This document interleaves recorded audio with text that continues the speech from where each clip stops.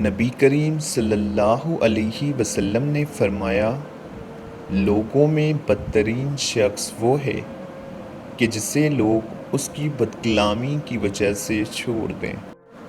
رسول اللہ صلی اللہ علیہ وسلم نے فرمایا، تم اپنے بیماروں کو کھانے پر مجبور نہ کرو، اس لیے کہ اللہ تعالیٰ انہیں کھلاتا پلاتا ہے۔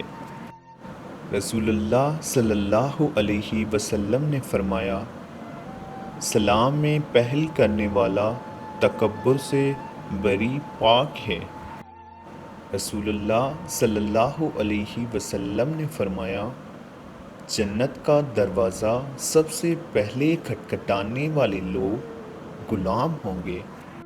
رسول اللہ صلی اللہ علیہ وسلم نے فرمایا، مسلمان کو جو بیماری، مشقت، لمبی بیماری، پریشانی اور غم پہنچاتا ہے، اللہ تعالیٰ اس کے گناہوں کا کفارہ بنا دیتا ہے۔ رسول اللہ صلی اللہ علیہ وسلم نے فرمایا، جمعہ کے دن ہر بالغ کے لیے غسل ضروری ہے۔